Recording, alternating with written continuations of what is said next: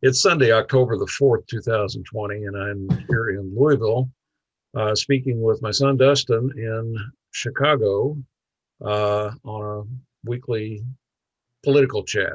So, Oh, Dustin, I hope everything has been good this week. It's been a hectic week from the debates up until the news that President Trump had contracted the coronavirus. And I think it's made the coronavirus once again the focal point for the election. And throughout this time period, Mr. Trump has attempted to um, jumpstart the country, perhaps prematurely. And I'm wondering, what is it that we need to get back to? I guess the question on my mind, and we discussed this earlier.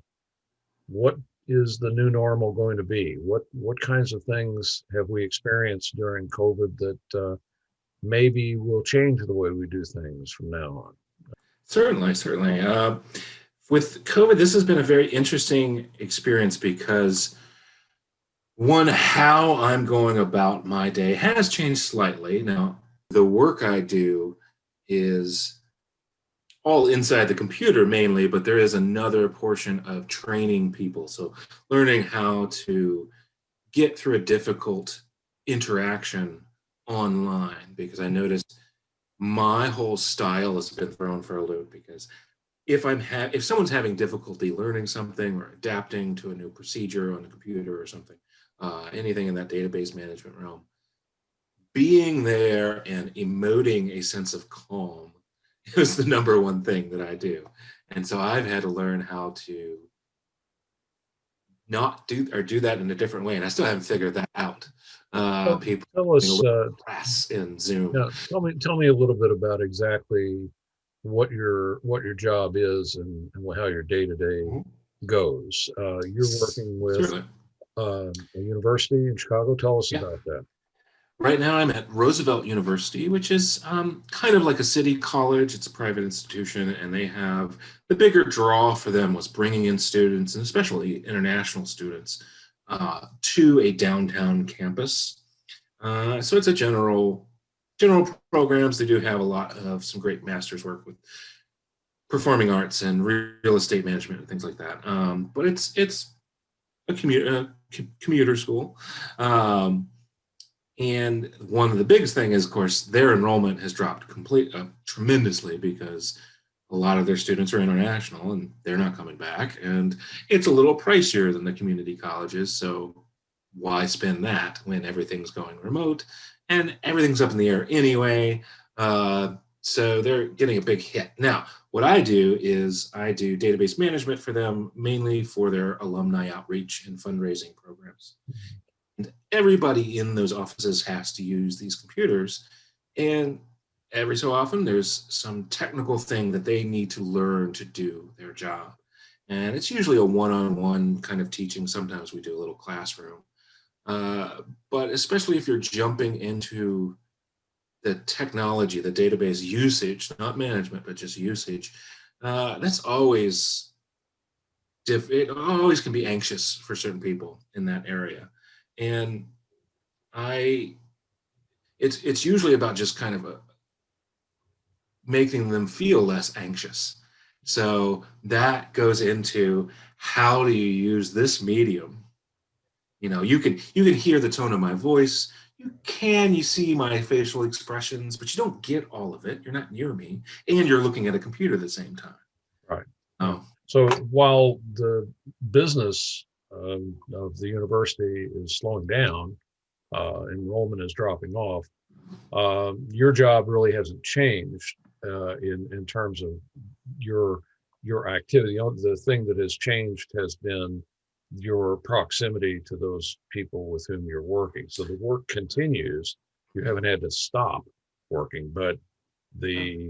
the nature of your relationship with your staff and Right. others has changed. How There's been many a other people in the university have experienced that same thing? I mean, you're the outlier, you're the exception, I or I'm the exception, I think, because the other half of the university are the teachers and students, right? right? Way more than half, really. And that Are they having in-house classes? Are they having in-person no, classes? they're moving all remote. All So, remote. and slowly, I had some classes and things, and people can pick or choose, but it's basically being all remote. When we are hopefully soon out of the pandemic, assuming that's going to happen, how many of the things that you're doing now would you want to change to go back to the way things used to be? And how many things would you like to stay the same? You talked about relationship with the staff members. Do you think you want to spend all your time in person with them if possible, or would you like to keep a lot of the things you're doing now? How does it feel to be doing work? Right. That's a great question. I would love to keep most of it the way it is now. It always should have been. I am more productive at home typically, where I don't have a 2 hour commute every day, and I don't have to, when you're in there, you're in a lot of different meetings and you're running around. And so there's a lot of time wasted where my job lives in a database. So just spending time with the database in a comfortable situation, that has been good for me. Now, what's missing is the water cooler conversation.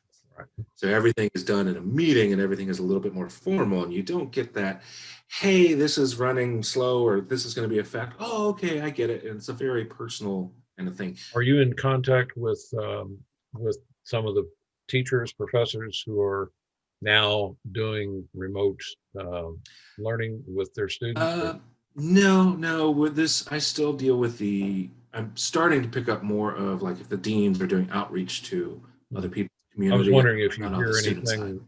anything about how the staff, the teaching staff, is responding, and whether they are okay with doing things remotely, or they hate doing things remotely, or is it Well, the depend on the teachers won't, field, yeah, depend on the right. subject? The teachers want to teach. Yeah. And they're always going to want to do that. And they'll take whatever tools really work. And I think the students can adapt. If anybody's going to adapt, they're going to adapt better to this mode. And that's fine. There's one thing just about the administration and bureaucracy of it. It's so easy now to have a meeting. Yeah. You tend up having more meetings. Time your day out, you jump from one call to the next. And also, when you're at that meeting, everyone's looking at your face the whole time. Right. So it is emotionally draining. Like, we haven't figured out how to make it a little more casual, a little more human. Like, I'm missing a lot of the team building things, like the water cooler conversations, plus just general, if you have a stressful job or if you're overworked, and you depend on others for that human reinforcement. Yeah. And so I'm missing a lot of the social components. So we're a less cohesive team, but we're more productive. I don't understand. Yeah, I can see them probably more focused on the tasks, but as you said, the water cooler conversations don't occur, and you're not eating lunch with someone, you're not Right. passing them in the hall, casual conversation, commenting Yeah. on, whatever their experiences Right. were And at all. the end result is you're just exhausted. And that's the number one thing. People aren't outright saying it, sometimes they are, but that's the number one thing, is people get exhausted a lot quicker in this type of work Mhm. environment. Yeah. Interesting.